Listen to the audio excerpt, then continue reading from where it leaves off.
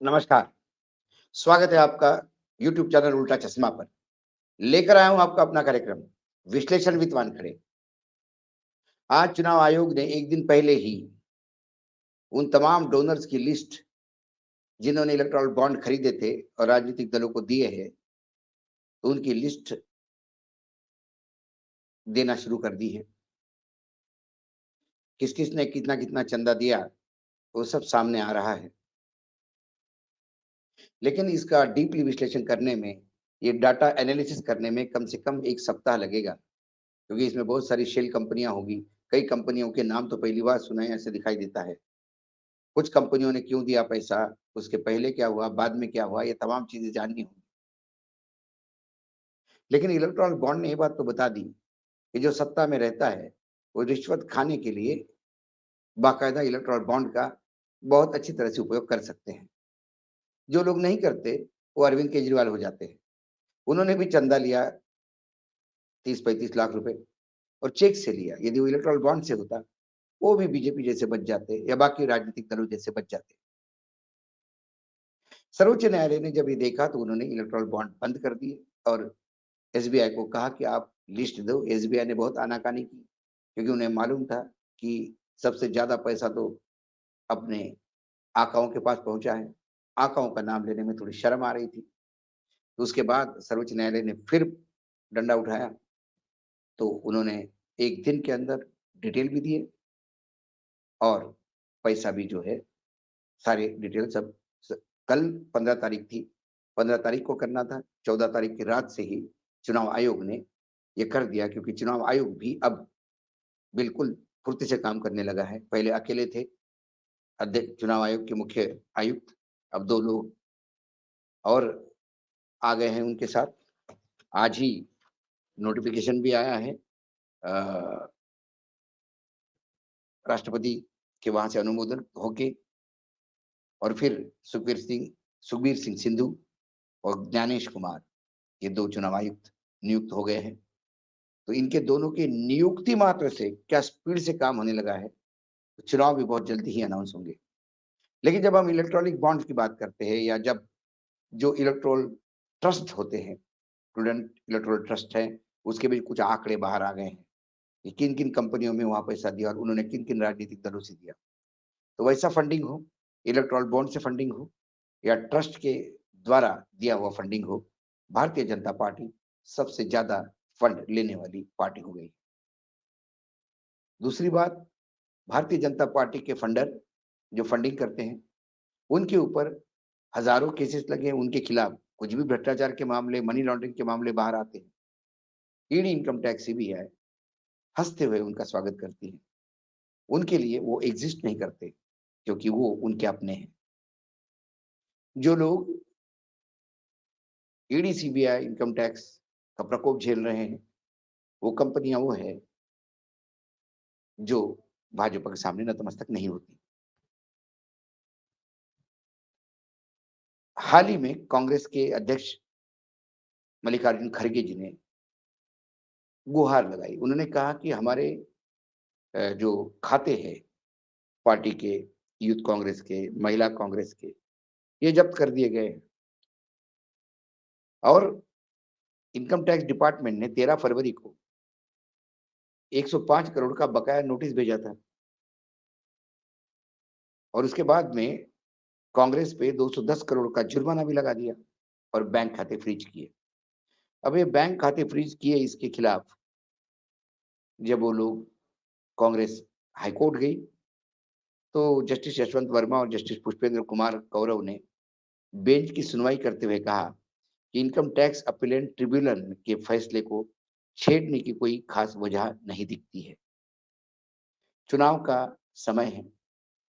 यदि राजनीतिक दल का चंदा उनके अकाउंट्स में होता है और यदि वो फ्रीज किए गए, तो फिर चुनाव के लिए पैसा कहाँ से आएगा? ये एक बहुत बड़ी समस्या कांग्रेस के पास है। क्या हमारे देश में मोदी जी को अपनी गारंटी, अपने लाभार्थियों का वोट बैंक, रामलला की प्राण प्रतिष्ठा, जी 20 किसानों को दी जाने वाली सम्मान राशि, किसानों की आय दुगनी करने वाले एमएसपी जो वो कहते हैं, लाखों नौकरियां, लाखों करोड़ों लोगों के सर के ऊपर छत, 81 करोड़ लोगों को अनाज, ये सारा देते हुए भी क्या इस बात की गारंटी नहीं कि वो चुनाव जीतेंगे? चुनाव यदि आमने-सामने हो तो मज़ा है। मोदी जी कहते हैं कि मैं तो चुनाव लड़ता नहीं, लोग मैं चुनाव फॉर्म भरता हूँ, लोग ऐसे ही चुनाव जितवा देते हैं हमको, मैं चुनाव का बिगुल नहीं बजाता। यदि ऐसे ही लोग चुनाव जितवा रहे होंगे और लोगों का विश्वास है मोदी के गारंटी पे, तो फिर मोदी जी को अपनी खुद की गारंटी क्यों नहीं कि उन्हें अपने विरोधियों को पस्त करने के लिए ये तमाम हथकंडे अपनाने पड़ते हैं। चुनाव आयोग में संविधान पीठ ने दिए हुए निर्णय को पलटते हुए अपने चुनाव आयुक्त नियुक्त करने की कानून लाना पड़ता है। क्यों चुनाव आयुक्त आपको अपने चाहिए यदि आपको विश्वास है मतदाताओं पे तो? जो कंपनियां ईवीएम बनाती है, उन कंपनियों में बोर्ड ऑफ डायरेक्टर्स में बीजेपी के नेता क्यों डायरेक्टर चाहिए? जो प्राइवेट डायरेक्टर होते हैं, सरकार अपॉइंट करती है। कि उस मशीनों में भी बनाते समय ही कुछ गड़बड़ करनी है। सीबीआई, इनकम टैक्स और ईडी जो विपक्षी नेताओं पे प्रकोप कर रही है, उसका तो उदाहरण भारत के इतिहास में नहीं दिखेगा, जो 2014 से हो रहा है। इन सारी चीज़ें आपके साथ होने के बावजूद भी, आपको ऐसा क्या कांग्रेस से डर लगता है? जिनके कई नेता आपने भारतीय जनता पार्टी में ले लिए, कई बार तो भारतीय जनता पार्टी कांग्रेस युक्त होते हुए नज़र आ रही है। ये सब करने के बाद भी राजनीतिक दलों को चुनाव ठीक से न लड़ने देने के लिए उनका फाइनेंशियल सोर्स खत्म करो, उनका जो जहाँ से पैसा आता है, पैसा ही उनका खत्म करो, तो फिर चुनाव कहाँ से लड़ेंगे? कांग्रेस के अकाउंट ही फ्रीज़ हो गए, तो कांग्रेस चुनाव कहाँ से लड़ेगी? समाजवादी पार्टी विधानसभा में चुनाव लड़ती है और उनके फाइनेंसर्स, उनके जो जो लोग हैं, जो फाइनेंस का काम देखते हैं, उनके यहाँ धनाधन रेड होती है। ये तो भला हो केसीआर का, जिन्होंने बीआरएस के अकाउंट से समाजवादी को पैसे भेजे। अक्सर चुनाव के वक़्त ही ईडी, इनकम टैक्स क्यों हो जाती है? क्यों उद्योगपति को डर लगता है कि यदि हमने खुल के समर्थन दिया कांग्रेस का, तो हमारा कॉर्पोरेट हाउस खत्म हो जाएगा। ये डर दिखाने की क्या ज़रूरत है? विपक्ष को हाथ-पैर बाँध के उनके आप चुनाव में उतारते हो और फिर कहते हो कि हम इस बार 370 पार, 400 पार। यदि इतना आत्मविश्वास है, तो फिर ये हथकंडे अपनाने की ज़रूरत ही नहीं है।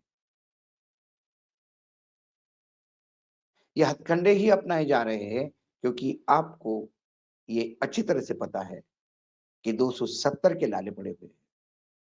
एक-एक सीट के लिए मेहनत चल रही है क्योंकि मोदी जी मिली-जुली सरकार चलाने के आदी नहीं हैं। उन्होंने राजनीतिक जीवन में हमेशा पूर्ण बहुमत की सरकारें चलाई हैं और 272 आना ज़रूरी है उसके लिए।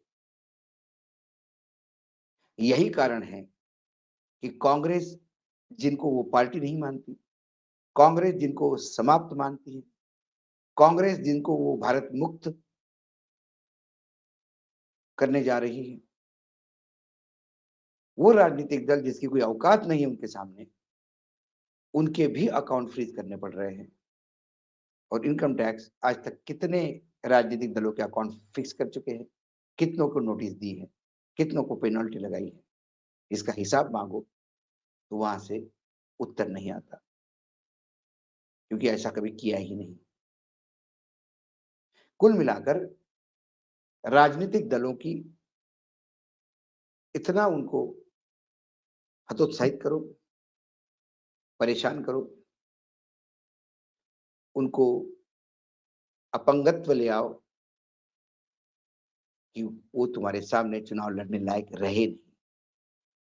फिर कहे मतलब सामने वाले पहलवान को भांग पिलाओ, नशे में उसको चूर करके गिरा दो और फिर कहो कि मैंने उसको हराया है। ऐसा ही कुछ कांग्रेस के साथ जो हुआ उससे लग रहा है। आज इतना ही, कल फिर आता हूँ किसी विषय के साथ, तब तक के लिए नमस्कार। देखते रहिएगा यूट्यूब चैनल उल्टा चश्मा।